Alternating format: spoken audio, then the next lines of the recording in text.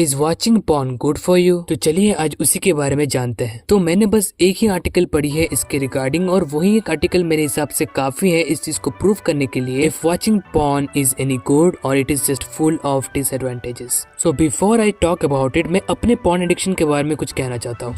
So I had porn addiction for a long time, और मैं झूठ नहीं कहूंगा, अभी भी बीच बीच में मुझे एडजस्ट होती है, कभी कभार फंस भी जाता हूँ, लेकिन एज कम्पेयर टू पास्ट अभी मुझ पे थोड़ा सा कंट्रोल है जितना पहले नहीं था। सो मैं पॉर्न से इंट्रोड्यूस हुआ था 5th क्लास में, एंड जब मैंने इसको फर्स्ट टाइम देखा था तो मुझे एकदम हेवनली फीलिंग हुई थी। मुझे लगा था कि ये क्या मिल गया मुझे। And then I started watching porn regularly like 1 video every day, और धीरे धीरे ये स्वीट थिंग जो कि एक्चुअली में स्वीट नहीं है वो एडिक्शन में बदल गई। और पता नहीं मैंने क्या क्या नहीं ट्राई किया है उस एडिक्शन से निकलने के लिए, but it is just not that easy. और ये मुझे पहले लगता था। अभी मैं पॉर्न एडिक्शन से कैसे फाइट करता हूँ, अगर उसके बारे में आपको जानना है तो आपको वीडियो के अंत तक रहना पड़ेगा। तो चलिए वापस उस आर्टिकल पे आते हैं। तो अगर आप उस आर्टिकल पे जाएंगे या फिर वो वेब पेज में जाएंगे तो आपको पता चलेगा कि पॉर्न एडिक्शन के या फिर पॉर्न देखने का बस एक ही या फिर 2 फायदे हैं, और उन 2 फायदों में से आपको बस एक ही फायदा मिल रहा है जो कि है स्ट्रेस रिलीफ। जो सेकंड फायदा है वो है कि आप अगर किसी के साथ रिलेशनशिप में हो तो आप चीजें स्पाइस अप कर सकते हो, लेकिन आप रिलेशनशिप में नहीं हो so I don't think it's valid. और पता है पते की बात क्या है, ये स्ट्रेस रिलीफ के चक्कर में आप अपने स्ट्रेस को रिलीफ करने के लिए इतना पॉर्न देखते हो कि वापस वही एडिक्शन की बात चली आती है। और आज मुझे तो इसके और कोई प्रोज नहीं मिले, तो चलिए हम कॉन्स पे जंप करते हैं। भले ही पॉर्न एडिक्शन में प्रोज कम हो, लेकिन कॉन्स भर भर के हैं, और उन्हीं में से कुछ कॉन्स और डिसएडवांटेजेस मैं आज मेंशन करने वाला हूँ। Dangerous pain killer. जैसे कि मैंने आपको कहा था कि इसका एक प्रो है, वो है आपका स्ट्रेस रिलीफ करना, लेकिन यही सेम चीज एडिक्शन में बदल जाती है। आप गुस्सा होते हो, दुखी होते हो,